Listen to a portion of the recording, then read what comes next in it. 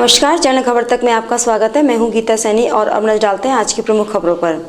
अलवर मंडी में इन दिनों सरसों की बंपक आवक शुरू हो चुकी है। अलवर से देश भर में सरसों का तेल सप्लाई होता है। यहाँ सरसों की मांग अधिक होने के कारण यहाँ के किसान सरसों की पैदावार भी अधिक करते हैं। साथ ही इस बार सरसों की बंपर पैदावार हुई है। अलवर मंडी में प्रतिदिन लगभग 25 से 30 हजार सरसों कट्टों की आवक हो रही है। वहीं किसानों को उनकी फसल के बेहतर दाम भी मिल रहे हैं। मंडी में सरसों के 5,000 रुपए से 5,050 रुपए क्विंटल के भाव चल रहे हैं। अब मंडी में आगामी 3 माह तक सरसों की आवक होगी। अलवर में सरसों तेल की 50 से ज्यादा छोटी बड़ी मिलें हैं, जिनमें सरसों की खासी डिमांड रहती है। इस समय विदेश से आने वाले तेल की सप्लाई पर रोक लगी हुई है, जिसके चलते सरसों के तेल की डिमांड लगातार बढ़ रही है। मंडी व्यापारी सुरेश ने बताया कि फिलहाल मंडी में सरसों की सरकारी खरीद शुरू नहीं हुई है। किसानों को सरकार की MSP मूल्य पर भरोसा नहीं है, जिसके चलते किसान मंडी में अपनी सरसों की उपज बेचने आ रहे हैं। 25 से 30 हजार कट्टे की आमद है। कल भी इतनी थी और सरसों के बाजार कल से 50 रुपए कम है, क्योंकि वर्तमान में सारी राजस्थान एवं इंडिया में वर्तमान में सरसों की आवक बहुत भरपूर आ रही है। किसान को विश्वास नहीं है कि सरकार हमारा समर्थन मूल्य पर माल ले पाएगी, इसलिए किसान हर भाव में अपना माल बेचना चाहता है। वर्तमान में 5,000 5,050 के भाव अलवर मंडी में है, क्योंकि अलवर मंडी सरसों मंडी के नाम से विख्यात है। यहाँ पर बहुत बड़े सोलवेक्स मिलें, सरसों की बहुत बड़ी बड़ी मिलें और नामी मानस स्कूटर तरह तरह के हमारे अच्छे ब्रांड पूरे देश में विदेश में प्रख्यात है। तो ऐसे में अलवर मंडी अपने आप में सरसों में सरसों में अच्छी मंडी मानी जाती है। किसान इसलिए अपने, क्योंकि यहाँ पर बहुत सब तरह से एक किसान को स्वच्छ और अच्छा वातावरण, ईमानदारी का वातावरण मिलता है, इसलिए किसान बहुत आते हैं। दूसरा, वर्तमान में अभी जौ का नया अराइवल शुरू हुआ है। आज मंडी में 1,000 कट्टे करीब जौ की नई आमद भी है, जिसमें भाव 1800 से 1900 के जौ के भाव रहे। अभी फिलहाल जो सरसों है कौन कौन से गांव से आई है? सरसों हमारे ओडपास क्षेत्र एवं मैंने अभी आपको बताया कि अलवर में अपने आप में वो आसपास के राजस्थान की मंडियों की, चाहे वो कोटा हो, चाहे सवाई माधोपुर हो, चाहे लालसोट हो, चाहे बयाना हिंडौन हो, सब जगह का माल अलवर मंडी में आता है। अभी आगे होली है, होली के बाद में किस तरह का बाजार रहने वाला है? होली तक बाजार मैं समझता हूँ कि फिर उसके बाद सरकारी खरीद का एक पता पड़ेगा 1 अप्रैल से कितना लेती है, उसके बाद बाजार उसी हिसाब से चलेगा। वर्तमान भाव और सरसों का समर्थन भाव में काफी अंतर होने की वजह से काफी किसान अभी इंतजार कर रहे हैं। हो सकता है 1 अप्रैल से अगर किसानों का माल सरकार ने खरीदा, क्योंकि किसानी समर्थन मूल्य 5,500 है, वर्तमान मूल्य 5,050 है, तो काफी अंतर है। ज्यादा अभी घटने का गुंजाइश नहीं है। किसानों को भाव कैसा मिल पा रहा है यहाँ पर? किसानों को पिछले साल के जैसा भाव मिल रहा है, इसलिए किसान बेच रहा है। तो अभी कुछ नमी भी देखी जा रही है, कुछ अभी नए माल आ रहे हैं, लेकिन नए जो नमी के माल आ रहे हैं वो भाव उसी हिसाब से तय हो जाते हैं, इसलिए किसान को उसमें कोई नुकसान नहीं। होली के नजदीक आते ही अलवर शहर के बाजारों में रंग गुलाल की दुकानें सजने लगी हैं। शहर के होप सर्कस, घंटाघर, पंसारी बाजार, काशीराम चौराहे सहित मॉल में होली के लिए रंग गुलाल, पिचकारी, मुखौटे, टोपी और हेयर विक का बाजार सज गया है, जहां पहुंचकर बच्चे अपने परिवारजनों के साथ होली का सामान खरीद रहे हैं। इस बार पाइप वाली और पिट्ठू बैग वाली पिचकारी की बजाय बैटरी से चलने वाली पिचकारी लोगों को लुभा रही है। यह पिचकारी एक बार चार्ज करने के बाद घंटों तक काम करती है। वहीं होली मिलन समारोह जैसे आयोजनों के लिए गुलाल के सिलेंडर आए हुए हैं, जिनमें 1 से 5 किलो तक गुलाल भरा जा सकता है। ये गुलाल एक साथ फेंका जाता है। साथ ही वीणा, सारंगी और तानपुरा वाद्य यंत्रों वाली पिचकारी भी बाजार में आई हुई है। ये सारे रंग, तरह तरह के रंग हैं, रंग पिचकारियां हैं, अच्छे मन से लाए हैं दिल्ली से सारे, अलवर के मार्केट के हिसाब से। कल जो हिसाब से मार्केट लगाया, कल का बाजार अच्छा चला था। तो क्या विशेष रहेगा? क्या कोई मैजिक रंग भी आए हैं? काफी कलर क्या है? इलेक्ट्रॉनिक बहुत मैजिक आइटम काफी से है, इलेक्ट्रिक आइटम। अब ये वाले आइटम आएगा मैजिक वाला जी, ये चार्जिंग सिस्टम है, सेल से भी चलता है और डाटा केबल से भी ऑन होगा। और इसमें लाइटिंग गन है और ये काफी गने वगैरह सारी लगी हुई हैं। बीन पिचकारी है, तलवार पिचकारी है, हथौड़ा पिचकारी है, और ये हर तरह के पैटर्न्स हैं इसमें। इसमें रनिंग है, 80 रुपए से स्टार्ट है, ले लो चाहे 500 2,000 तक की पिचकारियां हैं हमारे पास। ये काफी रंग मुखौटे हैं, बाल वाले हैं, वैसे वाले हैं, ये 30 रुपए से स्टार्ट है और 100 रुपए 150 रुपए। कांग्रेस के पूर्व दिग्गज नेता और सांसद डॉक्टर कर्ण सिंह यादव ने एक जनसभा में कांग्रेस पर जमकर प्रहार किया। गौरतलब है कि कांग्रेस से नाराज होकर डॉक्टर कर्ण सिंह ने बीजेपी का दामन थामा है, जिसके बाद से उनके तीखे तेवर देखने को मिल रहे हैं। बीजेपी की एक जनसभा को संबोधित करते हुए उन्होंने कहा कि अलवर कांग्रेस में बड़ी राजनीति है, देश में अंधकार फैला हुआ है।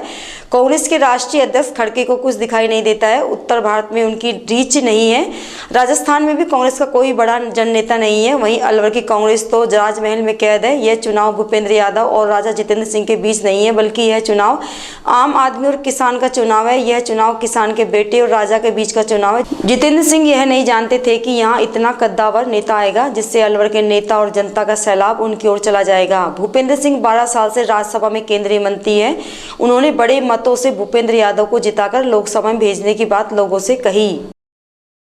आप जानते हैं कि यहाँ पर कांग्रेस का जिस तरह से कुशासन है, देश में जिस तरह से आजकल अंधकार छाया हुआ है, ऊपर खड़गे जी हैं तो उनको आगे कुछ दिखाई नहीं देता, उत्तर भारत में उनकी कोई फॉलोइंग नहीं है, राजस्थान में भी जन नेता कोई रहे नहीं, और अलवर की कांग्रेस तो राजमहल में कैद है। ये मेरा आप सबसे निवेदन, काट बांध दीजिए, गांव गांव घर घर जा करके और विचार कीजिए, और बहुत अच्छे मतों से अभी भाई मंजीत ने 1 लाख वोट की बात कही है। बाबा जी को आपने 80,000 से जिताया था, अब 1 लाख वोट से जिता करके इनको आगे भेजें, ये मेरा आप सबसे निवेदन है। अब ये चुनाव माननीय भूपेंद्र यादव और जितेंद्र सिंह के बीच का नहीं है, ये चुनाव आम आदमी के साथ का है। ये मंजीत और जितेंद्र सिंह के बीच का चुनाव है। जितेंद्र सिंह ये नहीं जानते थे कि यहाँ इतना कद्दावर नेता आएगा कि अलवर की सारी नेता का जन सैलाब उसके साथ चला जाएगा। फाल्गुन मास के चलते भक्तों में होली पर्व को लेकर भी उत्साह छाया हुआ है, जिसमें सरिस्का की वादियों में स्थित महाभारतकालीन पांडुपुल हनुमान मंदिर में अबीर रंग और गुलाल की होली धूमधाम से खेली गई। यहां मंदिर परिसर में सुबह से ही भजन कार्यक्रम का आयोजन हुआ, जिसमें दिन भर श्रद्धालुओं का तांता लगा रहा। मंदिर में आए भक्तों ने आस्थापूर्वक एक दूसरे को गुलाल रंग लगाकर जीवन में खुशी की कामना की। इस उपरांत सभी श्रद्धालुओं ने हनुमान जी के चरणों में ढोक लगाई और विधिवत पूजा की। इस मौके पर श्रद्धालु भजनों पर नाचते झूमते नजर आए। मंदिर महंत बाबूलाल शर्मा और श्रद्धालु गोविंद जोशी ने बताया कि बाबा के दरबार में होली पर्व को लेकर खुशी का माहौल है। यहां पहुंचकर श्रद्धालु ने होली खेली और भगवान से आशीर्वाद लेकर भोजन प्रसादी ग्रहण की। वहीं अनेक भक्त भजनों की सरिता में थिरक उठे और सभी ने होली का त्योहार नाचते गाते प्यार प्रेम और आनंद के साथ मनाया। इस मौके पर कलाकार कीर्ति चौधरी, पीयूष चौधरी ने अपनी मधुर आवाज में सांस्कृतिक कार्यक्रमों की प्रस्तुतियां दी। 2008 पांडुपुल हनुमान जी महाराज के दरबार में मंगलवार को रंग भरी अबीर गुलाल की होली खेली गई। इस मौके पर सांस्कृतिक प्रोग्राम भी हुए और बड़े धूमधाम से श्रद्धा लोगों ने नृत्य किया और प्रसादी पाई और बाबा के दरबार में ढोल लगाई और मन्नत मांगी खुशहाली के लिए। और जैसे कि फाग उत्सव चल रहा है और कुछ दिनों बाद होली भी आने वाली है, 24 तारीख की होली है, 25 तारीख की दिवाली है, तो इससे लेकर लोगों में काफ़ी उत्साह दिखा और रंग भरकर लोगों ने खूब नृत्य किया और बाबा के जयकारे गूंजे और हनुमान जी महाराज की कृपा सभी भक्तों पर बनी रहे। श्रद्धा लोगों ने खूब मन्नतें मांगी। इस मौके पर बाबूलाल पंडित जी ने बताया कि दूर दूर से भक्त आते हैं और महाभारतकालीन ये प्रतिमा लेटी हुई है बाबा की, और हरियाणा, दिल्ली, राजस्थान आदि राज्यों के लोग आकर बाबा के यहाँ दर्शन करते हैं। सरिस्का बाग परियोजना में मंगलवार शाम की सफारी के दौरान पर्यटक लेपर्ड द्वारा लंगूर का शिकार करते हुए देखकर काफी खुश नजर आए। यहां पर्यटकों के लिए मौसम भी एकदम खुशनुमा हो गया है। वहीं होली पर्व से पहले पर्यटक सरिस्का जंगल घूमने और वन्य जीवों को देखने के लिए पहुंच रहे हैं। नेचर गाइड अर्जुन ने बताया कि सरिस्का बाग परियोजना में इन दिनों लेपर्ड की साइटिंग बहुत हो रही है। जहाँ मंगलवार शाम की सफारी के दौरान मार्ग में एक लेपर्ड द्वारा लंगूर का शिकार करते दृश्य को देखकर पर्यटक भी काफी खुश नजर आए, जिससे पर्यटकों ने अपने मोबाइल में वीडियो और फोटो कैद की। मंगलवार को रोड के समीप एक लंगूर बैठा हुआ था, जिस पर अचानक एक लेपर्ड ने हमला बोल दिया। इस पर लंगूर ने लेपर्ड से बचने की काफी कोशिश की और रोड पार कर गया, लेकिन लेपर्ड कुछ ही छलांग लगाकर लंगूर पर झपट पड़ा और उसे मुंह में दबोचकर जंगल में चला गया। इस दौरान जिप्सी चला रहे राजू जयराम ने तुरंत अपनी जिप्सी को रोक लिया और पर्यटक के दृश्य देखकर काफी खुश हुए। यहाँ दिल्ली से आए पर्यटकों ने सरिस्का बाग परियोजना में घूमने का आनंद लिया और सरिस्का की तारीफ की। राजगढ़ लक्ष्मणगढ़ विधानसभा में भाजपा चुनाव कार्यालय का उद्घाटन राजस्थान सरकार में वन एवं पर्यावरण मंत्री संजय शर्मा और अमन भारती महाराज ने विधि विधान के साथ पूजा अर्चना और फीता काटकर किया। इस मौके पर भाजपा कार्यकर्ताओं ने मंत्री संजय शर्मा, बनाराम मीणा, महेंद्र प्रकाश दास स्वामी का दुपट्टा और साफा पहनाकर स्वागत किया।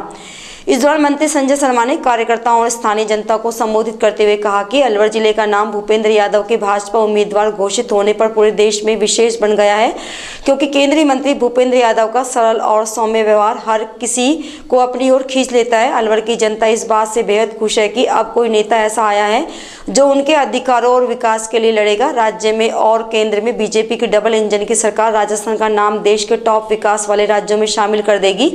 केंद्रीय मंत्री भूपेंद्र यादव अलवर को राजस्थान और देश में पर्यटन, धार्मिक और उद्योगों का विकास करके आकर्षक शहर बनाने का काम करेंगे।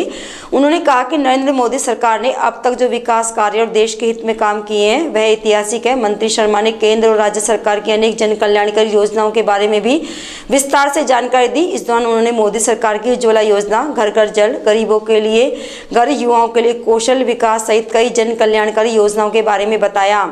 उन्होंने आम जनमानस और भाजपा कार्यकर्ताओं से आगामी 19 अप्रैल को भारी संख्या में वोट देकर केंद्रीय मंत्री भूपेंद्र यादव को भारी मतों से जीत दिलवाने का संकल्प लेने को कहा। उन्होंने कहा कि भूपेंद्र यादव की जीत अलवर की जनता की जीत होगी। इस पर सभा में उपस्थित भाजपा कार्यकर्ताओं सहित स्थानीय नागरिकों ने खड़े होकर तालियां बजाकर और जय श्री राम का उद्घोष किया। इस मौके पर जिला महामंत्री शिवलाल मीणा, जिला उपाध्यक्ष पंडित जले सिंह, सुनीता मीणा, अभिराम दीक्षित, प्रभुदयाल शर्मा, राहुल दीक्षित, बैनी प्रसाद सैनी, पद्मा गोयल, प्रीति विजय, रश्मि विजय, मीना खंडेलवाल सहित सैकड़ों कार्यकर्ता और क्षेत्रवासी मौजूद रहे। पहले राम जन्मभूमि पर राम जी का मंदिर बनेगा एक सपना हुआ करता था। 2023-19 के चुनाव हो गए, हमारे कांग्रेसी मित्रों ने कटाक्ष करना शुरू किया कि राम मंदिर वहीं बनाएंगे लेकिन तारीख नहीं बताएंगे। और मुझे बताते हुए खुशी है, मेरे कांग्रेसी मित्रों को भी बताना चाहूंगा जिनका दुर्भाग्य था कि वो उस मंदिर के लोकार्पण कार्यक्रम में भी नहीं जा पाए, या जानबूझ के नहीं गए, बुलाना आने के बाद भी नहीं गए, जिन्होंने राम को ही ठुकरा दिया। मैं दावे से कहता हूं कि देश की जनता 2024 में राम का भारत के अंदर कांग्रेस को ही ठुकरा करके एक जवाब देने वाली है।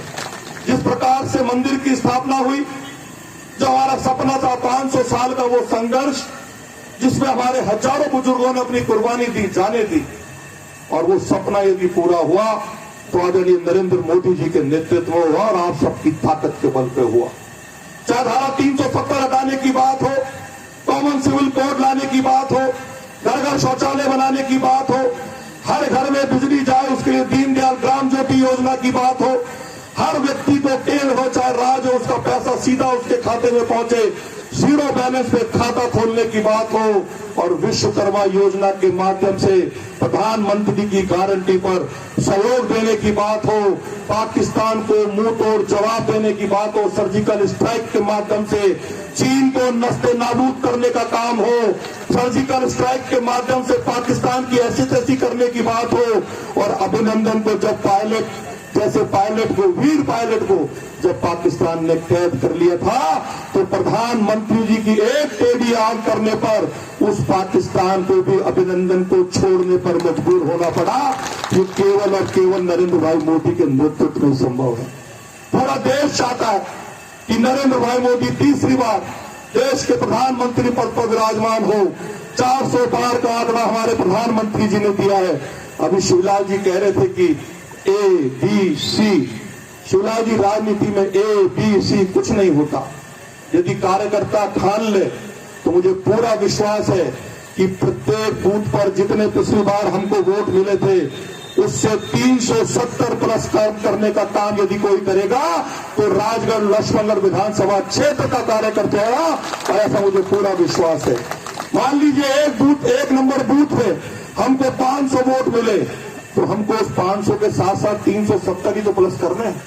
370 धारा हमने हटाई, जो कश्मीर हमारा अभिन्न अंग है, कश्मीर हमारा मुकुट है। कहते कहते मेरे तो रोड़ी मूंछ आ गई, अपने प्रभुदयाल जी के सारे बाल उड़ गए, मूंछ भी आ गई। हमारे शिवदयाल जी बाहर भाई गुरु जी बैठे, इनके मुंह में से दांत चले गए। लेकिन ये सपना भी यदि किसी ने पूरा किया तो आदरणीय नरेंद्र मोदी जी ने किया। कश्मीर हमारा अभिन्न था, है, और पाकिस्तान कितना ही घुर्राता रहा। हमारे कांग्रेस के मित्र बोले धारा 370 हो जाएगी तो देश में प्रलय आ जाएगा, मंदिर का निर्माण हो गया तो देश में प्रलय आ जाएगा। आया क्या? एक सुई की आवाज भी आई क्या? यही है करिश्माई नेतृत्व, यही है जीवट नेतृत्व। आदरणीय नरेंद्र भाई मोदी के नेतृत्व में विश्वास व्यक्त करते हुए आदरणीय भूपेंद्र यादव जी को रिकॉर्ड मतों से जिता के भेजने का यदि कोई काम करेगा तो राजगढ़ के इस मंच पर बैठे, सामने बैठे हुए मेरे कार्यकर्ता बैठे करेंगे। और इस चुनाव के दौरान किसी बूथ पर भी मुझे आने की आवश्यकता आपको लगती है तो आपका ये कार्यकर्ता संजय उस बूथ पर आकर के झोली फैला करके उस मतदाता से भी वोट मांगेगा अपने नरेंद्र भाई मोदी के लिए, अपने भूपेंद्र भाई के लिए। निश्चित रूप से मुझे पूरा विश्वास है कि जो आदरणीय बालकनाथ जी का आंकड़ा था 3 लाख से अधिक वोटों से वो जीते थे, आने वाले समय में आप सबकी ताकत के बल पर 8 विधानसभा का जो लोकसभा का परिणाम आएगा, आदरणीय भूपेंद्र यादव जी 4 लाख से भी अधिक वोटों से जीत करके देश के सबसे बड़ी पंचायत में भेजेंगे। आप 5 लाख कह रहे हो, लेकिन मजबूत काम करने का काम यदि कोई करेगा तो राजगढ़ विधानसभा क्षेत्र का कार्यकर्ता करेगा, ऐसा मुझे पूरा विश्वास है।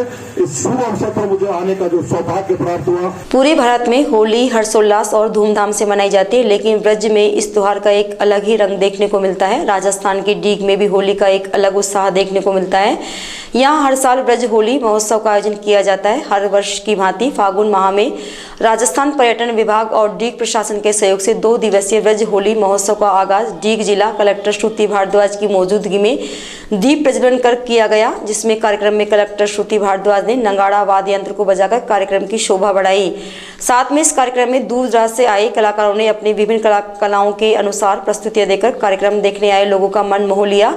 इस मौके पर मूंछ प्रतियोगिता, मटका दौड़, रस्सा खींच, रंगोली, नींबू दौड़ और कबड्डी सहित अनेक प्रतियोगिताओं का आयोजन किया गया, जिसमें प्रथम, द्वितीय और तृतीय स्थान पाने वाले प्रतिभागियों को प्रमाण पत्र और प्रतीक चिन्ह देकर सम्मानित किया गया।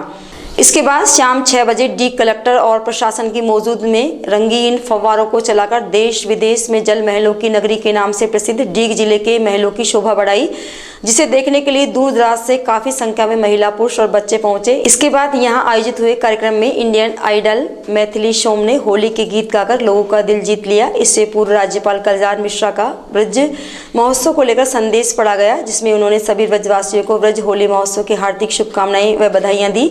2 दिवसीय कार्यक्रम के दौरान कार्यक्रम डीग जिले के कामा कस्बे में आयोजित होता है, जिसमें लठमार होली खेली जाती है। यहाँ अनेक प्रकार की झांकियों का आयोजन किया जाता है, जिसमें प्रशासन और पब्लिक द्वारा सभी के ऊपर पुष्पों की बरसात की जाती है।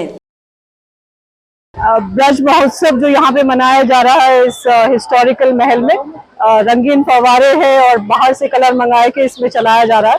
लोक संस्कृति और साथ में एक मेगा इवनिंग मैथिली शो में का गायन है और सभी लोग बहुत ही संख्या में उपस्थित हुए हैं, देशी विदेशी नागरिक, और हर तरीके से प्रोग्राम का लुत्फ उठा रहे हैं। आप सभी को और सभी जिलावासियों को होली की बहुत बहुत शुभकामनाएं। मनाया जाता है ये कार्यक्रम, आगामी और इसको बढ़ाने के लिए क्या हो रहा है आगे आने वाले टाइम में इसमें और हम विकास कर सकते हैं कार्यक्रम का, और जो देशी विदेशी पर्यटकों को या डीग को एक पर्यटक स्थल बनाने के लिए इसमें विभिन्न प्रकार के जो रहने की सुविधा है उसको उपलब्ध कराने की हम प्लान कर रहे हैं और आगे एक बहुत ही अच्छा मॉडल तैयार करके पर्यटन स्थल बनाने की कोशिश कर रहे हैं। विभिन्न प्रकार के यहाँ कलाकार आए हैं और अपनी प्रस्तुतियां दर्शा रहे हैं, उसके बारे में हमारे ये लोक कलाकार यहाँ की संस्कृति को प्रदर्शित कर रहे हैं और बहुत ही मनोयोग से इनके कार्यक्रम लोग देख रहे हैं, और ये संस्कृति हमारी ब्रज की संस्कृति पूरे विश्व में विख्यात है और सभी लोग इसका बहुत ही लुत्फ उठा रहे हैं और हमें उम्मीद है कि कार्यक्रम हम अच्छी तरीके से सफलता से आयोजित करेंगे। खैरतल पुलिस ने 16 मार्च को वल्लभ ग्राम सेंटर पर परीक्षा देकर अपने घर लौट रही छात्राओं के आगे बाइक लगाकर अभद्र टिप्पणी करने और साथ ही छात्रों के साथ मारपीट करने वाले 2 आरोपियों को गिरफ्तार किया है। थानाधिकारी दिनेश कुमार मीणा ने बताया कि घटना की रिपोर्ट बालिकाओं की शिक्षिकाओं ने खैरतल थाने में दर्ज की थी, जिस पर पुलिस ने अनुसंधान करते हुए SC/ST एक्ट की जांच किशनगढ़ CO राजेंद्र सिंह को सौंपी। मीणा ने बताया कि आरोपियों को पकड़ने के लिए पुलिस ने टीम का गठन किया। इसके बाद सूचना संकलित करते हुए आरोपी जाहिद अख्तर उर्फ मुन्ना और इमरान उर्फ पट्टी को गिरफ्तार कर लिया। साथ ही पुलिस ने घटना में प्रयुक्त बिना नंबरी यामाहा मोटरसाइकिल को भी जब्त किया है। खैतल कस्बे की पुरानी अनाज मंडी स्थित श्री श्याम बाबा मंदिर पर आयोजित 2 दिवसीय फागोत्सव का मंगलवार को रंग भरी एकादशी से एक दिन पूर्व आगाज किया गया। इस मौके पर मंदिर से विशाल रथ यात्रा निकाली गई, जिसमें हजारों की संख्या में महिलाओं ने नगर परिक्रमा की। ये रथ यात्रा मंदिर से शुरू होकर पुरानी अनाज मंडी, cinema road, link road, railway फाटक, मुख्य बाजार, अग्रसेन सर्किल से होती हुई मंदिर पहुंचकर संपन्न हुई। इस यात्रा में युवाओं ने जमकर गुलाल उड़ाते हुए एक दूसरे को श्री श्याम जन्मोत्सव की बधाई दी। श्री श्याम सेवा समिति कार्यकर्ता ऋषिराज अग्रवाल और महिला मंडल अध्यक्ष ज्योति गुप्ता ने बताया कि बाबा के जन्मोत्सव के मौके पर मंदिर पर आकर्षक रोशनी की गई। इस कार्यक्रम में श्याम सुंदर खंडेलवाल, राजेश जांगीर, रजनीश बंसल, कमल शर्मा, ज्योति गुप्ता, नेहा सहित अनेक भक्तों ने व्यवस्था में सहयोग दिया। गंगापुर सिटी के टोडा भीम बालघाट थाना पुलिस ने विभिन्न मामलों में 8 लोगों को गिरफ्तार करने में सफलता हासिल की है। थानाधिकारी संतोष शर्मा ने बताया कि पुलिस महानिरीक्षक भरतपुर द्वारा चलाए जा रहे 1 दिवसीय निर्भय अभियान के दौरान और 100 दिवसीय कार्य योजना के तहत विभिन्न मामलों में 8 लोगों को गिरफ्तार किया गया है। थानाधिकारी ने बताया कि एसपी सुजीत शंकर के निर्देशानुसार एवं एएसपी राकेश राजोरा और डीएसपी मुरारीलाल मीणा के सुपरविजन में थानाधिकारी संतोष कुमार के निर्देशन में टीम का गठन किया गया। पुलिस ने बताया कि बाढ़ महासिंहपुरा निवासी राजेश पुत्र मूला गुजर के कब्जे से अवैध देशी शराब के 96 पहुओं को जब्त कर आरोपी को गिरफ्तार कर आबकारी अधिनियम में मुकदमा दर्ज किया गया। इसी प्रकार 2 साल से फरार स्थायी वारंटी कटारा अजीज निवासी जनकपुर झमोली को आम सड़क लपावली गांव के पेट्रोल पंप के पास से गिरफ्तार किया गया। टीम ने सिविल कोर्ट के वारंटी ताजपुर निवासी विजयपुत्र शोदान गुजर और जनकपुत्र शोदान गुजर ताजपुर गांव से गिरफ्तार किया है। वहीं पुलिस ने आगामी लोकसभा आम चुनाव के मद्देनजर हिस्ट्री शीटर और बदमाश प्रवृत्ति के व्यक्तियों की चेकिंग और पूछताछ के दौरान नागल शेरपुर निवासी बनवारी पुत्र मुरारीलाल और मोहनपुरा निवासी परमा उर्फ परमाल को मोहनपुरा से शांति भंग के आरोप में गिरफ्तार किया है। इसके अलावा सिंघान बजड़ा हाल निवासी सिंघानिया निवासी धनराज उर्फ सतीश पुत्र प्रकाश चंद को थाना परिसर और गढ़ी मोरडा निवासी धीर सिंह पुत्र राम स्वरूप को मोरडा गांव से गिरफ्तार किया है। इसी प्रकार रानोली निवासी मान सिंह पुत्र भगवती लाल जो हिस्ट्री शीटर है उसे धारा 110 में पाबंद करवाया गया। पुलिस टीम में थानाधिकारी संतोष शर्मा, विजेंद्र सिंह, कमल चंद्र, रामवीर, अमर सिंह, राजेंद्र, समंदर, राजवीर, राकेश, मनोज, नीरज आदि शामिल रहे। नांगल शेरपुर विद्युत निगम ने मोरडा गांव में कैंप के दौरान उपभोक्ताओं के बिजली बिलों की समस्याओं के निस्तारण को लेकर जन सुनवाई की। इस मौके पर 67 उपभोक्ताओं के 15 लाख के बिलों का निस्तारण कर जमा करवाया गया। कनिष्ठ अभियंता राजकुमार मीणा ने बताया कि आम उपभोक्ताओं की बिलों की समस्या के संदर्भ में सहायक अभियंता कार्यालय नांगल शेरपुर क्षेत्र के गाँव मोरडा, कमालपुरा, राजोली, रामपुरा, उड़धन, डुगापुरा, गढ़ी सहित अनेक गाँवों के उपभोक्ताओं के साथ जन सुनवाई शिविर आयोजित किया गया। शिविर के दौरान घरेलू एवं कृषि कनेक्शन से संबंधित बिजली बिलों में उपभोक्ताओं की समस्याओं को सुनकर उनका मौके पर ही निस्तारण किया गया। उन्होंने बताया कि जन सुनवाई में 67 उपभोक्ताओं के 15 लाख के राशि के बिलों का निस्तारण मौके पर किया गया। इस दौरान उपभोक्ताओं ने मौके पर राशि जमा करवाई। कनिष्ठ अभियंता ने बताया कि उपभोक्ताओं की समस्याओं का समाधान प्राथमिकता के साथ किया गया। ग्राम पंचायत मोरडा में अधिशासी अभियंता के आदेशानुसार बिजली विभाग का जो अधिवेशन यहाँ लगाया गया है, जिसमें हाथों हाथ बिजली के जो बिल हैं उनमें छूट की राशि का निस्तारण किया जा रहा है और बिल भी जमा किए जा रहे हैं। जो अभी समथिंग लगभग 8 लाख रुपए के बिल हम जमा कर चुके हैं और हमको आशा है कि शाम तक लगभग 15 लाख रुपए के आसपास राशि पहुंच जानी चाहिए। अलवर के रैनी थाना अंतर्गत नांगलबास रैनी की तरफ जाते हुए अवैध खनन की बजरी से भरे ट्रैक्टर ट्रॉली को रैनी एसएचओ प्रेमलता वर्मा की टीम ने पकड़ लिया। इसके बाद ट्रैक्टर ट्रॉली को रैनी थाने लेकर पहुंचे और माइनिंग विभाग को अग्रिम कार्रवाई के लिए सूचना दी गई। रैनी एसएचओ ने मीडिया को बताया कि सोमवार देर रात को गश्त के दौरान नांगलबास रैनी की तरफ बजरी से भरी एक ट्रैक्टर ट्रॉली मिली, जिसे जब्त कर पुलिस थाने लाया गया। इसके बाद माइनिंग विभाग को सूचना दे दी गई। अब इस मामले में आगामी कार्रवाई माइनिंग विभाग ही करेगा। खेड़ली थाना क्षेत्र के गाला खेड़ा और सोखरी गांव में धड़ल्ले से अवैध खनन होता रहता है। यह अवैध खनन क्षेत्र मेथना वन नाका के अधीन आता है। यहाँ पहले तो वन विभाग की लापरवाही और मिलीभगत के चलते धड़ल्ले से अवैध खनन होता था, लेकिन अब उच्च अधिकारी और राजस्थान सरकार की सख्ती के चलते स्थानीय अधिकारी कार्रवाई करने जा रहे हैं तो उन्हें विरोध का सामना करना पड़ रहा है। मंगलवार देर शाम मैथना वन रेंज नाका के वनपाल लोकेश चौधरी जब गश्त कर रहे थे तो उन्होंने सोखरी गांव की तरफ से अवैध खनन के पत्थरों से भरी आती ट्रैक्टर ट्रॉली को पकड़ लिया। इसके बाद अवैध खनन ट्रैक्टर चालक ने 5-6 लोगों को बुला लिया और वनपाल से ट्रैक्टर ट्रॉली को जबरन छुड़ा ले गई। इसके बाद वनपाल लोकेश चौधरी ने चालक सहित 5 जनों के खिलाफ खेड़ली पुलिस थाने में मामला दर्ज कराया है। बानसूर कस्बे में एक अधेड़ व्यक्ति ने फांसी का फंदा लगाकर अपनी जीवन लीला समाप्त कर ली। जानकारी के अनुसार कस्बे के पीएनबी बैंक के पास 55 वर्षीय मामराज पांचाल ने फांसी का फंदा लगाकर आत्महत्या कर ली। इसके बाद सूचना पाकर पहुंची पुलिस ने शव को नीचे उतारा, वहीं शव को अपने कब्जे में लेकर कस्बे की मोर्चरी में रखवाया। अधेड़ व्यक्ति ने किन कारणों के चलते आत्महत्या की है, इसकी अभी स्पष्ट जानकारी नहीं मिल पाई है। पुलिस इस मामले की जाँच करने में जुटी है। बानसूर के हमीरपुर गांव में खोआ बनाने वाले बॉयलर के फटने से एक व्यक्ति गंभीर रूप से झुलस गया। यह हादसा बॉयलर संचालक की लापरवाही कारण होना बताया गया है। खोआ बनाने वाले बॉयलर का मुंह सड़क की ओर था। इस रास्ते से ग्रामीण निकलते हैं जहां एक व्यक्ति रोड पर खड़ा हुआ था। बॉयलर का टेम्परेचर हाई होने के कारण यह फट गया और रोड पर खड़ा राम सिंह सैनी गंभीर रूप से झुलस गया। इसके बाद घायल को अलवर जिला अस्पताल में लाया गया, जहां उसकी हालत खराब होने के कारण जयपुर रेफर कर दिया। गनीमत रही कि उस दौरान एक ही व्यक्ति वहां खड़ा हुआ था, वरना बड़ा हादसा हो सकता था। बताया जा रहा है कि बॉयलर संचालक रखरखाव सही नहीं करता था, जिसके कारण यह हादसा हुआ है।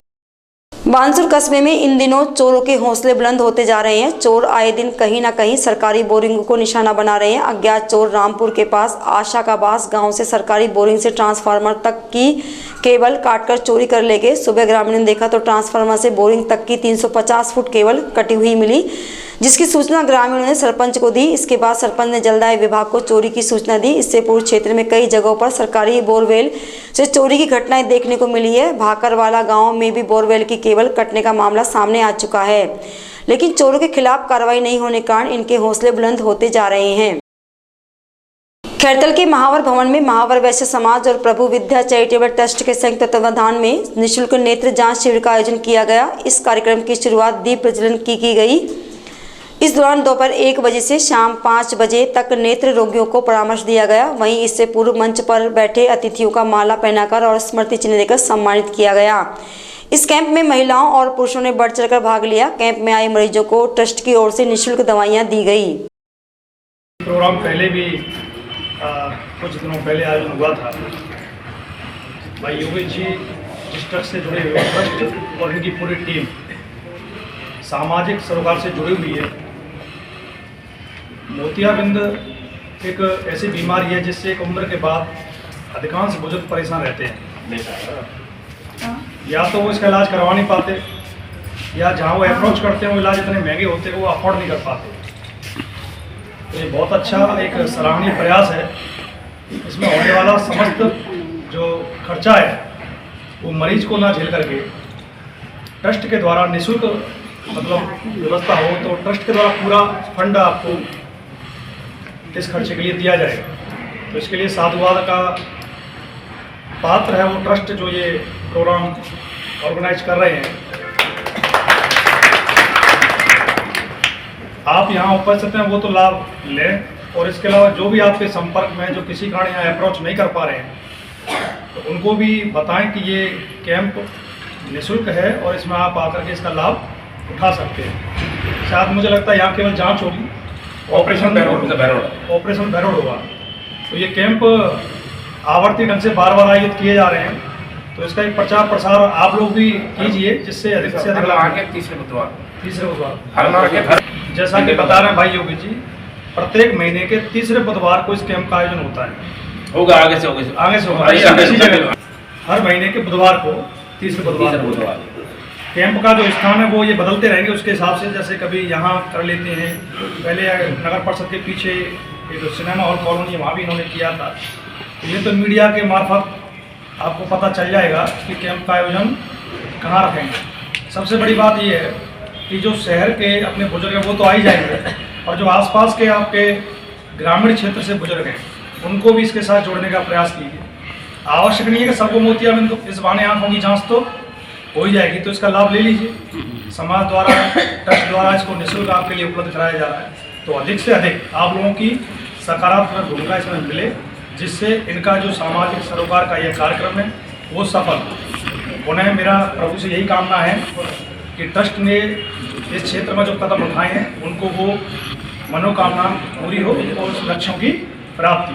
खैरतल थाना पुलिस ने अवैध देसी पिस्टन के साथ एक व्यक्ति को गिरफ्तार किया है। खैरतल थाना अधिकारी दिनेश कुमार मीणा ने बताया है कि खैरतल कस्बे की गुरु नानक कॉलोनी में अवैध देशी पिस्टन सहित तिजारा के गहनकर निवासी मनोज कुमार पुत्र रामपाल को गिरफ्तार किया है। इस दौरान पुलिस टीम में खैरतल थाना अधिकारी दिनेश कुमार मीणा, हेड कांस्टेबल दिनेश कुमार, सुरेंद्र, सतपाल, गोवर्धन, पुष्पेंद्र शामिल रहे। बड़ौदा में नगर पालिका ने नगरीय विकास कर की राशि जमा करने के लिए नोटिस जारी किए हैं। नगर पालिका अधिशासी अधिकारी अभय मीणा ने बताया कि राज्य सरकार द्वारा बड़ौदा में नगर पालिका का गठन किया गया। इस क्रम में पालिका क्षेत्र में स्थित 300 वर्ग गज से अधिक के आवासीय मकान और 100 वर्ग गज से अधिक व्यावसायिक, औद्योगिक, संस्थानिक संपत्ति को नगरीय विकास कर जमा कराना अनिवार्य है। यदि किसी की संपत्ति नगरीय विकास कर की श्रेणी में आती है तो अविलंब संपत्ति के दस्तावेजों की प्रति के साथ पालिका कार्यालय में संपर्क कर नगरीय विकास कर राशि जमा कराएं। नगरीय विकास कर्ज जमा करने की अंतिम तिथि 31 मार्च 2024 है। इसके उपरांत शास्ति एवं पेनल्टी के साथ मांग राशि वसूलनी होगी। ये नोटिस नगरीय विकास कर के दिए जा रहे हैं। जो भी नगर पालिका क्षेत्र है उसमें 300 वर्ग गज से अधिक के आवासीय भवन और 100 वर्ग गज से अधिक के जो व्यावसायिक भवन हैं वो इस श्रेणी में आते हैं। उनको हमने पालिका के सर्वे के अनुसार उनको नोटिस जारी कर रहे हैं। कर जमा कराने की अंतिम तिथि 31 मार्च है।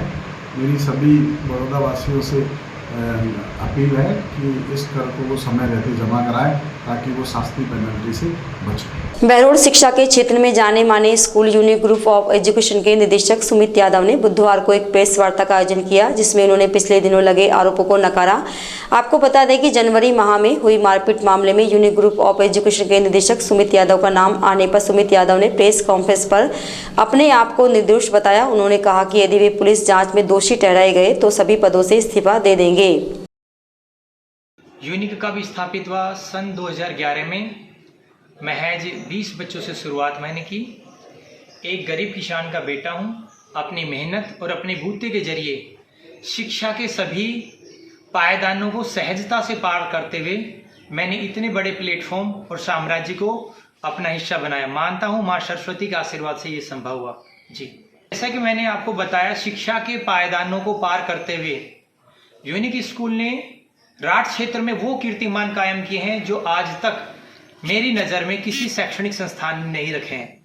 जैसा कि मैं आपको बताना चाहूँगा, महामहिम राज्यपाल कलराज मिश्र द्वारा unique award, police pride award, inspire award, Kalibai Bhil योजना के जरिए अनेकों स्कूटी कार्यक्रम, सामाजिक सरोकार की भूमिका में यूनिक राठ क्षेत्र का एकमात्र संस्थान है। जी हाँ, लिप्त नहीं हूँ। राजनीतिक षड्यंत्र के जरिए जो संस्था प्रदान शिक्षा मानकों पर खरे उतरकर मुझे प्रतिद्वंदिता में डिफीट नहीं कर पाए, महज ये उनका एक राजनीतिक षड्यंत्र है। एक भंवर के रूप में मुझे उलझाया गया है। न्यायपालिका के द्वारा दिया जाने वाला निर्णय मेरे लिए सिरोधार्य रहेगा। न्यायपालिका के सभी निर्णयों का मैं सम्मान करता हूं। इसी मीडिया को साक्षी मानकर मैं आपको बताना चाहूंगा, जिस दिन मुझ पर हमारे माननीय न्यायालय के द्वारा किसी प्रकार के आरोप साक्ष्य के तौर पर दिए जाएंगे, उसी दिन मैं यूनिक फाउंडेशन से अपने पद से सदैव के लिए इस्तीफा दूंगा। सामाजिक सरोकार में बहुत बेहतर काम किया, उससे 5 गुना बेहतर काम अभी करेंगे और मुझे उम्मीद है मैं अपने इस मान सम्मान को बचाने के लिए ही अपने यूनिक को आड़े ले रहा हूं। जिस यूनिक को लेकर ये प्रतिद्वंदिता रखी गई है, ये षड्यंत्र भंवर बनाए गए हैं, उसी का निचोड़ यही रखा है मैंने। मैं अपने यूनिक पद से हमेशा के लिए इस्तीफा दे दूंगा। कहना चाहूंगा, जब तक आरोप साबित नहीं किए जा सकते व्यक्ति दोषी नहीं होता है।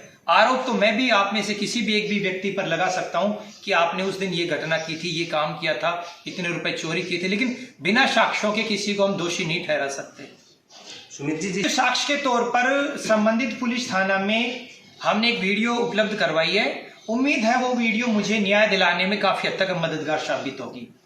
के कार्यक्रम किए, बहुत सारे शहीद स्मारक स्थलों, जिस शहीद को एक समय के बाद सहज रूप दे दिया जाता है, यूनिक की एक पहल कभी से रही है कि उस शहीद जो हमारे लिए हुआ है उसको भी समय समय पर स्मारक स्थलों के पास साफ सफाई, बहुत तरह के गवर्नमेंट जॉब में सिलेक्शन, IIT नीज के सिलेक्शन, ये यूनिक की उपलब्धियां हैं। जो विषय हमारा है आज प्रेस कॉन्फ्रेंस का वो अलग है, इसलिए मैं उस पर ज्यादा चर्चा नहीं करना चाहूंगा। जी, बहुत अच्छा सवाल है।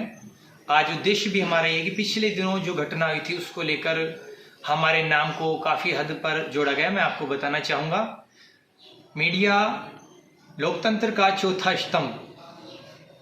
गत दिनों हुए घटनाक्रम में महज हमारे नाम को राजनीतिक रूप देकर एक षड्यंत्र के जरिए, एक भंवर के जरिए उलझाया गया, जिसमें कुछ ऐसे संस्था प्रधान भी रहे जो शिक्षा मानकों पर खरे ना उतरे, तो उन्होंने हमें नीचा गिराने के लिए इस प्रकार के पायदान का सहारा लिया। मैंने अपनी सफाई के तौर पर वो वीडियोज हमारे बहरोड पुलिस थाना को उपलब्ध करवाए हैं, जो मुझे काफी हद तक निर्दोष साबित करने में मददगार होंगे। जी, अब मुझ पर आरोप साबित होते हैं तो हम क्या करेंगे। ये यूनिक आज सोसाइटी में, क्षेत्र में, शिक्षा के क्षेत्र में आयाम कायम कर नए नए पहल कायम की है। मेरा मान, मेरा सम्मान, मेरी प्रतिष्ठा, मेरी पहचान मेरा यूनिक संस्थान है। यदि किसी भी रूप में न्यायपालिका के द्वारा मुझे दोषी करार दिया जाता है, मैं इस यूनिक फाउंडेशन से अपने पद के लिए सदैव के लिए इस्तीफा दे दूंगा। न्यायपालिका का हर निर्णय मुझे शिरोधार्य है। न्यायपालिका के निर्णयों का मैं सम्मान करता हूं। सिर्फ और सिर्फ यह राजनीतिक षड्यंत्र का रूप था, सामाजिक रूप से मुझे क्षति पहुंचाने का एक भाव था। मैंने साक्ष्य हमारे बहरोड पुलिस को दिए हैं। उम्मीद है न्यायपालिका के द्वारा मुझे जल्दी से सम्मान, जो न्यायपालिका का निर्णय होगा वो मुझे मंजूर होगा। विराटनगर विधानसभा क्षेत्र में बाबा शाम के फाल्गुनी मेले के अंतर्गत विभिन्न स्थानों पर शिविरों का आयोजन किया जा रहा है। ऐसे ही एक शिविर का आयोजन विराटनगर में भूमिया जी महाराज मंडल, भीलवाड़ा घाटी, प्रेम गार्डन, बिजली ग्रिड के पास आयोजित किया गया। यहां बड़ी संख्या में ग्रामीण और जनप्रतिनिधि उपस्थित रहे। शिविर में आने वाले श्रद्धालुओं को शाम भक्तों द्वारा भोजन, प्रसादी और आराम की सेवा दी जा रही है। इस शिविर में रामजिलाल सैनी, सुरेश कुमार, दीपक सोनी, राहुल, हिमांशु, कृति सुथार, सुधांशु, खुशी गर्वित, भोजराज पपड़ी, शाम मित्र सेवा समिति सहित बड़ी संख्या में जनप्रतिनिधि उपस्थित रहे। हरियाणी उपखंड क्षेत्र के गढ़ी सवाईराम कस्बे में लक्ष्मण जी मंदिर पर बुधवार को शाम मित्र मंडल के तत्वाधान में होली मिलन एवं फागोत्सव कार्यक्रम आयोजित किया गया। कार्यक्रम में खाटू नरेश का फूल मालाओं से अलौकिक दरबार सजाया गया। शाम मित्र मंडल के भोली जैन ने बताया कि फागोत्सव में महिलाओं ने होली के भजनों पर जमकर नृत्य करते हुए फूलों की होली खेली। कार्यक्रम में सभी को फलों का प्रसाद वितरित किया गया। वहीं श्रद्धालुओं द्वारा ठंडाई भी पिलाई गई। इस मौके पर सुरेश जैन, धोनी जैन, मीणा खंडेलवाल, उमा सोनी, टीना सोनी, ललिता खंडेलवाल, हेमलता, भारती जैन, मुस्कान गोयल सहित काफी संख्या में महिलाएं मौजूद रही। करौली जिले के हिंडौन में 21 मार्च को सुबह 9 बजे से 12 बजे तक 220 kV GSS पर आवश्यक मरम्मत एवं स्ट्रक्चर पेंटिंग कार्य के चलते अनेक गांवों की विद्युत सप्लाई बंद रहेगी। XEN के आर मीणा ने बताया कि आवश्यक मरम्मत कार्य के चलते हिंडौन से निकलने वाले 33 kV ग्रामीण फीडर, 33 kV रिको, रूलर, सुरोट, महू, खेड़ा, गुड़ा, पोल सहित ग्रिड स्टेशनों की विद्युत सप्लाई पूर्णतः बंद रहेगी। 21 तारीख को 21/3/2024 को सुबह 9 से 12 बजे तक 220 kV GSS से आवश्यक मरम्मत कार्य एवं पेंटिंग कार्य के चलते 33 kV रूरल फीडर बंद रहेंगे। 33 kV रूरल, सुरोट, महू, गुड़ापोल, खेड़ा इत्यादि सब स्टेशनों की विद्युत सप्लाई आवश्यक मरम्मत कार्य के दौरान और पेंटिंग कार्य के चलते बंद रहेगी। राजगढ़ लक्ष्मणगढ़ विधानसभा में चुनाव कार्यालय का उद्घाटन करने के बाद मंत्री संजय शर्मा कस्बे के भोरंगी गौशाला पहुंचे, जहां उन्होंने गौ माता को गुड़ और हरा चारा खिलाया। वहीं गौशाला में 2 आम के पौधों का रोपण किया। उन्होंने गौशाला के सभी कार्य कर रही नरेगा श्रमिकों से बात की। नरेगा श्रमिकों ने मंत्री को अपनी समस्याएं बताई। मंत्री संजय शर्मा ने जमीन पर बैठकर नरेगा श्रमिकों के साथ भोजन किया। यह देखकर नरेगा श्रमिकों का खुशी का ठिकाना नहीं रहा। गौशाला के सेवक प्रशांत शर्मा ने बताया कि वन एवं पर्यावरण मंत्री संजय शर्मा गौशाला पधारे। इसके बाद उन्होंने नरेगा महिला श्रमिकों से बात की। इस मौके पर महिलाओं ने उनके वेतन की अनियमितताओं के बारे में कहा, वहीं वेतन बढ़ाने की मांग की। आज वन एवं पर्यावरण मंत्री संजय भाई साहब गौशाला पधारे। उन्होंने नरेगा महिलाओं से जो उनके वेतन में अनियमितता चल रही है और वेतन बढ़ाने के क्रम में बात की। भाई साहब ने उनके साथ भोजन किया। गौशाला में 2 आम के पौधे लगाए और आज बढ़ चढ़ के भाई साहब ने गौ सेवा की, जिसमें हरा चारा डाला, उन्होंने गुड़ डाला। इस मौके पर पूरा गौशाला परिवार मौजूद था और भाजपा कमेटी के भी कुछ लोग होली का पर्व नजदीक आने के साथ ही सकट कस्बे सहित आसपास के गांवों में इन दिनों फागोत्सव कार्यक्रम की धूम मचना शुरू हो गई है। कस्बे में बुधवार को फागुन शुक्ल पक्ष की एकादशी को सखी मंडल की महिलाओं द्वारा श्री बांके बिहारी मंदिर में फागोत्सव कार्यक्रम आयोजित किया गया, जिसमें महिलाओं ने फूल और इत्र की खुशबू के साथ गुलाल उड़ाकर ठाकुर जी के साथ होली खेली। मंदिर में देवादास ने बताया कि महिला श्रद्धालुओं ने एकादशी का उपवास रखा और बांके बिहारी मंदिर में पूजा अर्चना कर परिक्रमा की। इस दौरान ठाकुर जी को फागुनी पोशाक धारण कराई गई। वहीं राधा कृष्ण जी, गणेश जी, हनुमान जी सहित शिव परिवार की प्रतिमाओं की आकर्षक फूल बंगला झांकी सजाएगी। इस दौरान सखी मंडल की महिलाओं कलाकारों द्वारा वाद्य यंत्रों की धुनों पर अनेक भजनों की प्रस्तुतियां दी गई, जिन पर सभी ने जमकर नृत्य किया। इस दौरान मंदिर परिसर बांके बिहार के जयकारों से गुंजायमान होता रहा। राजगढ़ बांदीकुर रेल मार्ग के मध्य श्रीनगर बांदेन गांव के अंडरपास के समीप रेलगाड़ी की चपेट में आने से एक युवक की मृत्यु हो गई। एएसआई दिहाड़ा सिंह ने बताया कि मंगलवार की शाम को सूचना मिली कि श्रीनगर बांदेन अंडरपास के समीप एक व्यक्ति की रेलगाड़ी से कटने से मृत्यु हो गई है, जहां मृत्यु की शिनाख्त राजगढ़ के रहबारपुरा मोहल्ला निवासी उसकी मां चंपा देवी कोहली ने अपने पुत्र गोलू पुत्र रामोतर कोहली के रूप में की। इसके बाद पुलिस ने शव को राजगढ़ चिकित्सालय की मोर्चरी में रखवा दिया। पुलिस ने बुधवार को शव का पोस्टमार्टम कराकर उसे परिजनों को सौंप दिया। इस संबंध में मृतक की मां चंपा देवी ने मामला दर्ज करवाया है। कल शाम को करीब 5:30-6 बजे ट्रेन से कटकर एक राजगढ़ के गोलू कोहली सनोफ रामोतर कोहली की मौत हो गई थी। इसकी शाम को डेड बॉडी हॉस्पिटल में रखवाई थी। आज उसका पोस्टमार्टम करवाया जाकर लाश परिजनों को सुपुर्द कर दी। खेड़ी नगर पालिका के अतिक्रमण निरोधी दस्ते द्वारा बुधवार को कार्रवाई शुरू की गई। इस दौरान सफाई निरीक्षक विजय कुमार शर्मा के नेतृत्व में कस्बे के हिंडौन रोड मुख्य बाजारों में रास्तों को अवरुद्ध करने तथा सड़क पर सामान रखने वालों के खिलाफ कार्रवाई की गई। साथ ही दुकानदारों को सड़कों पर सामान नहीं रखने और रास्ते अवरुद्ध नहीं करने को लेकर समझाया गया। इस दौरान नगर पालिका की अतिक्रमण रोधी टीम मौजूद रही। आज समाचारों में इतना ही। दीजिए मुझे और मेरी टीम को इजाजत। नमस्कार।